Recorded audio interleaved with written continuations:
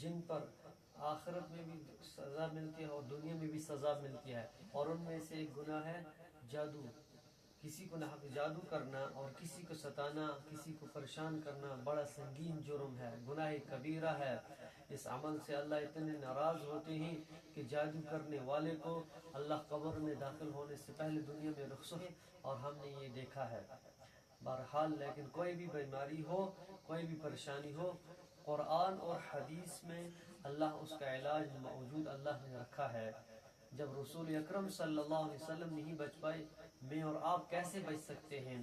جب حضور صلی اللہ علیہ وسلم پر جادو چل سکتا ہے، ہم اور آپ کیسے بچ سکتے ہیں؟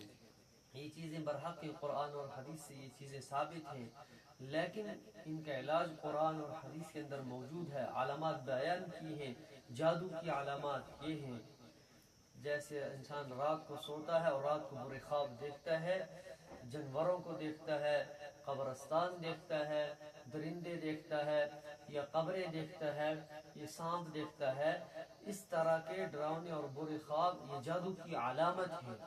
اور دوسری علامات یہ ہیں کہ ایک شخص کو جسم کے اندر سوئیاں چبھتی ہیں، کندھوں کے اوپر بوجھ محسوس ہوتا ہے، اور پورے جسم میں درد محسوس رہتا ہے، یہ بھی جادو کی علامات ہیں۔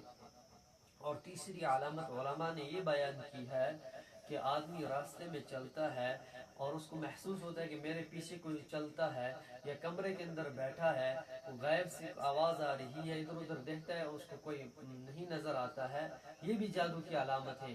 یا گھر کے اندر دیواروں پر خون کی چھینٹیں یا پانی کی چھینٹیں پڑ گئی، یہ بھی کس کی علامت ہے؟ یہ جادو کی علامت ہے۔ یہ ساری کی ساری جادو کی علامت ہے، لیکن اس کا علاج قرآن اور حدیث کے اندر موجود ہے۔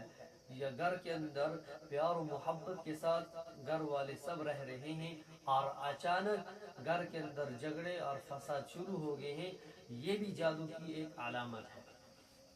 کاروبار ایک انسان ٹھیک ٹھاک کرتا ہے اور اچانک سارا کا سارا کاروبار ٹھپ ہو جاتا ہے، علماء لکھا ہے کہ یہ بھی جادو کی ایک علامت ہے۔ میرے محترم بزرگوں، اس وقت میرا مسلمان بھائی کیا ہونا چاہیے؟ پریشان ہونا چاہیے، چاہے اس کے لیے مجھے کچھ ہی کیوں نہ کرنا چاہے، چاہے مجھے قبر پر سجدہ ہی کیوں نہ کرنا پڑے۔ جس سے دشمنی، عداوت اور دشمنی ہے، اس کو انسان ستانے کے لیے آج دوسرا مسلمان کس طرح اس کو ستانے کے لیے لگا ہوا ہے۔ تو ایک واقعہ میں آپ کے سامنے عرض کرتا ہوں۔ یہاں ایک واقعہ پیش آیا ہے کہ ایک صاحب نے مفتی صاحب کو کیا کیا کہ ایک واٹس ایپ پہ کچھ فوٹو بھیجے، تو جب مفتی صاحب نے دیکھا کہ اس کے اوپر کیا ہے لکھا ہے، تو 14ویں پارے کے 2 صفحے نکلے، تو وہ رکھے تھے اس نے کموڈ کے نیچے۔ تو آج کس حالت میں مسلمان جی رہا ہے، تو 14ویں پارے کے اندر، اور اس نے رکھے کہاں ہیں؟ وہ کموڈ کے نیچے۔ اور اس کا مقصد یہ تھا کہ میرا مسلمان بھائی پریشان رہے، یہ تنگ رہے، یہ جو دشمنی ہے آج مسلمان کس حالت کے اوپر دشمنی دوسرے مسلمان سے کر رہا ہے، یہ سارے کے سارے جو ہیں۔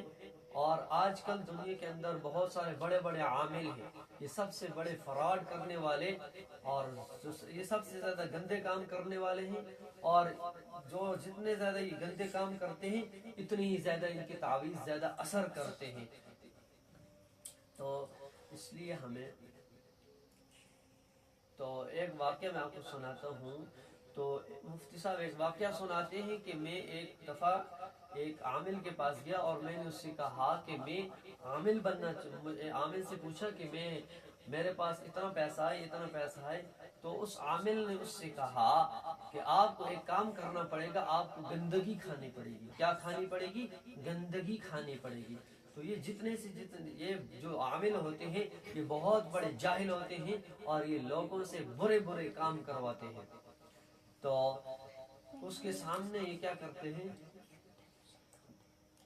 لڑائی جھگڑے کرواتے ہیں، اور ان کے کاروبار کو ختم کرواتے ہیں، اور اس کے بعد اس کے عامل اس کا کام کرے گا، اس کی شرط یہ ہوتی ہے کہ آپ مجھے 10,000 20,000 روپے دے دیں، اور اس عامل کو جب یہ منہ مانی قیمت مانگتا ہے، وہ اپنے ان جو جناب یہاں سے جائیں، قبر کے اوپر جا کر سجدہ کریں، قبرستان میں بیٹھیں یا یہ کام کریں، تو یہ سارے کے سارے کام انسان کو وہ عامل کرواتے ہیں، اور اس سے انسان کا جو ایمان ہوتا ہے وہ خراب ہو جاتا ہے۔ میرے محترم بزرگ اور دوستو، اگر اللہ تبارک و تعالی نے کسی کو مال دیا ہے، وہ اس مال کو صحیح استعمال کرے، اگر کسی کو علم دیا ہے وہ اس علم کا صحیح استعمال کرے، تو آج ہم کیا کرتے ہیں؟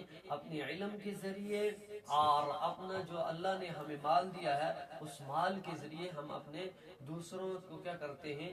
بہت نقصان پہنچاتے ہیں۔